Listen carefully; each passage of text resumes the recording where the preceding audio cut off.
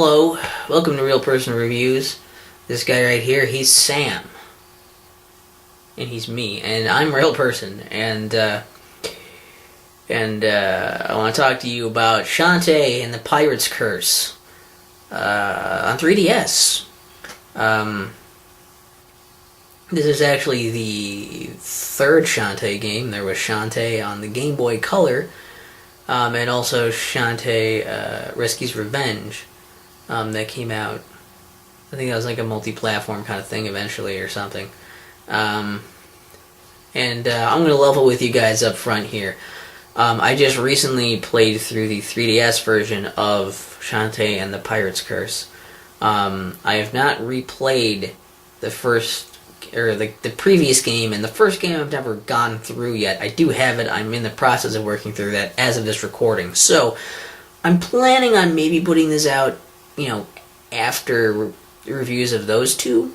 But in case, just in case that I put it out by itself, I wanted to warn you, I'm kind of framing it as if you already know about those two, so either way, you should be aware of those. Alright. Also, I have played this on Steam. Originally is where I first played it, but this is my first time I was playing on the 3DS version. So I'm kind of talking about both. I guess it's mostly the same game, but I guess I'll get into that a little bit later. The one you're probably going to be seeing footage for is probably going to be the 3DS one, since I recently played that one, and I like my 3DS, so, so suck it. Also, you can check out the written review before, after, or instead of this video review at hubworldhq.com, or just check the link in the description, it'll be there. And with all that in mind, let's just jump right into this motherfuck. So basically, this starts off with Shantae does not have her powers anymore. She was a genie, or like a half-genie, and her powers were taken last game or whatever, and now she doesn't have her magic powers. But she still has her hair, which she uses as basically like a whip to defend herself. So you still have that. The story's a little weird, but you end up the town gets sold. The Scuttle Town gets sold off to the Ammo Baron, who is then converting it into this big military zone, basically, because he wants to, because that's his thing. He likes cannons and shit, right?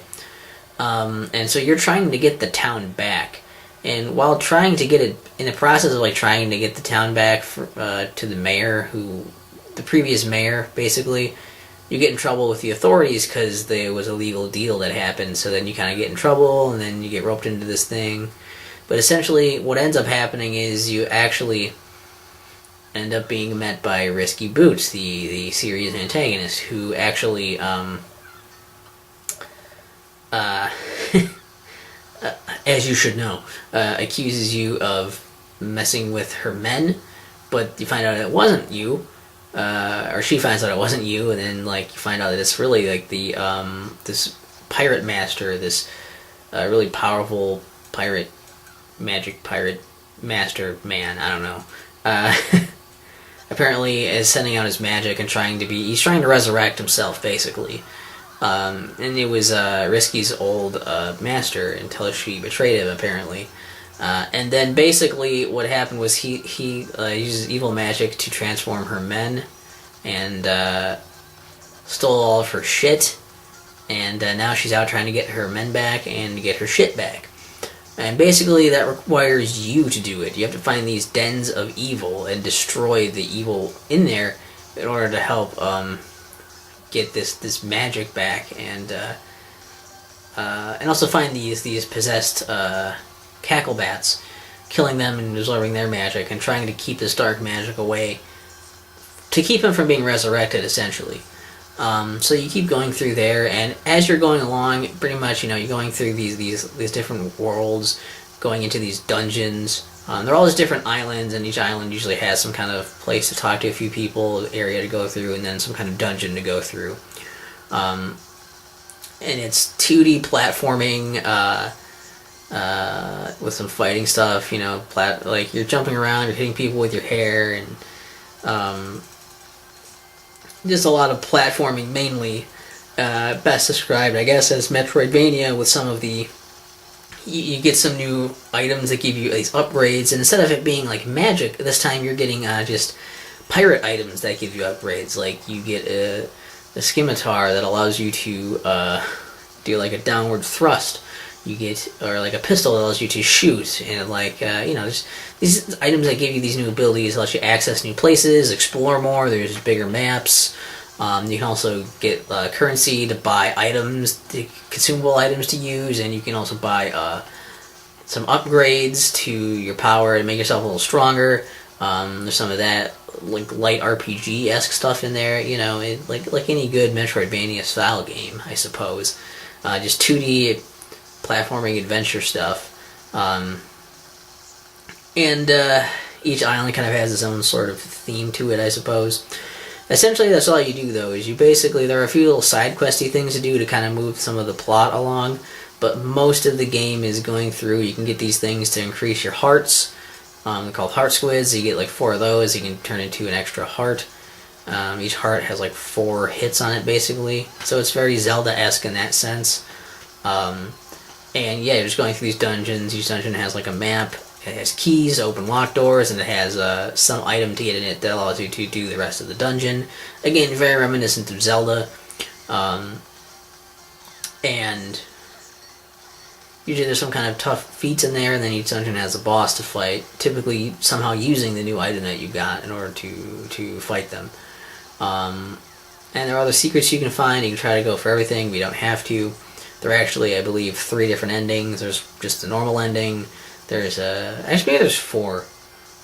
I'm trying to think. There's a normal ending. There's a fast ending for how we can do it really quickly. There's a 100% ending where you get everything, and then there's a fast 100% ending where you get everything and still beat it in a relatively fast amount of time, which I believe only unlocks different wallpapers for you to select as your main, you know, title screen or whatever, or not title screen, but the main menu screen. You can switch between different ones, so there's that kind of reward for it. Also, beating the game unlocks pirate mode. I mean, like, I don't want to be too much of a spoiler, but you go through all the dungeons, get all the things, and you ultimately have a confrontation with the pirate master, who's his multi-phase fight. I believe also you get a slightly longer fight if you get all of the Cacklebat magic things, whatever. If you find all of them, you get like another phase of the fight. And a different ending. But if you beat it, you get pirate mode, which is basically just you start the game with all the pirate items instead of having to go get them, so you can have freedom to do what you want, I suppose, and you can do stuff a little differently because of that. Then, I mean that's that's pretty much it. That's pretty much it. I probably explained it a little too much right there, but that's the gist of it. And you know, it's really fun. It's so far, it's of the 3, it is the best Shantae game that I've played. Where it's like, you know, it's fun, like the 2D like platforming like stuff. Like it feels tight. And it's like got like the Metroidvania kind of stuff. It's got like, I like that there's some like meat to it. There's like, oh, you gotta explore and like find stuff, and you kind of like get upgraded for doing that, and you get stronger, and you get these new items that give you new abilities that help you fight more, and they help you traverse the areas more and like explore more. You know, it's like it's really interesting that they throw a lot of that in there. Also, some of the parts of this game get pretty tough too, using these mechanics. It's like you gotta understand them and use them pretty well. Not like it's crazy, but like you have to know what you're doing in a lot of parts. Otherwise, like if you don't, you're gonna get like destroyed. And like that's kind of interesting how they were a bit more. I think they were a bit more. I don't know what the exact way to word that is. I think they made stuff a little bit more difficult in this one. I guess they probably felt a little more confident in that people like they'll be able to do this, and they made it a little more difficult. I think, and that was cool. And also kind of neat because like you just get pirate items rather than doing like magic like spells or transformations or something, or just like you actually just get items and like fight. And it's like it feels very Zelda in that sense, and I like Zelda games, so that's good. It's got some pretty good music in it, and it looks nice. It's 2D, but it's like got like sometimes it's pixelated, and some stuff looks like it's more like hand drawn, and like there's always like the little cutscene things where they show like the characters when they're talking, and like that art's pretty good. I think I've probably made it clear before, but Shantae is a babe, so like that's good, you know. to it's not often you find a game when you're like, oh yeah, these girls are in like, you know, scantily clad women, anime women that are attractive. You're like, oh my, and then the game is good also. It's like this usually they do one thing to cover up the other. So that's cool that it's both there. That's kind of neat. That's not why you would play the game, but it's not hurting the game at all. Anything is only enhancing, but that's just me, a lonely pervert. So maybe that won't necessarily be the case for you. And yeah, it ticks off a lot of boxes for me. It does a lot of stuff I really like. So it's hard for me to be like, oh, this game's bad. Like, no, it's pretty good. Also, I think the 3DS version is kind of neat in that you can always have your map on the one screen, on the touch screen. You're like, oh, cool, my map's here. If you want to use like your items, you can just put on the item thing and then tap it, and you don't have to get out of the action. That's cool. So there's some nice stuff for the 3DS version. I don't really use the 3D, but it's like that, and it's portable, so like that's really cool. And I didn't feel like it really lost anything being portable. Maybe a couple times it was hard to see some little gems to pick up, but that wasn't really a big deal. You can get plenty of gems. It's not like a huge problem. So yeah, it's really good.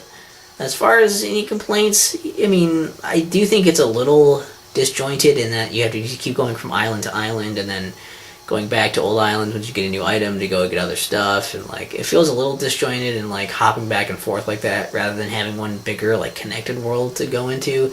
It did feel very like separated, like, oh yeah, go to this one and then go to this world and then go to this island, you know, that kind of thing. It was a little formulaic, not necessarily a bad thing, but I could see people complaining about it. He's like, go to dungeon, get the item, do the thing.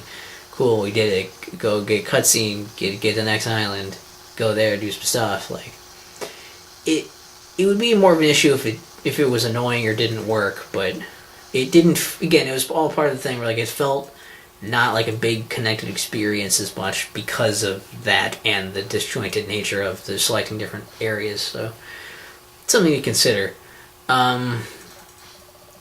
Which is something where like the first Shantae kind of feels a little more connected in that sense. You have to go from place to place. So food for thought.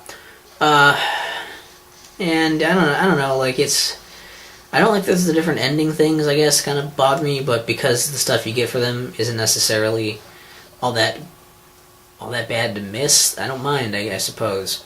I will say that the 3DS version, though, does have this annoying thing where whenever you get a new key item or give someone a key item, it goes to your key item thing on the touchscreen.